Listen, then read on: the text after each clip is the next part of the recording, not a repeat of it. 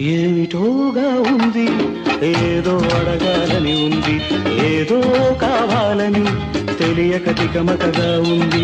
ఏమిటోగా ఉంది, ఏదో అడగాలని ఉంది, ఏదో కావాలని తెలియక తికమకగా ఉంది. అది ఏమిటో నీకు తెలుసా మిస్?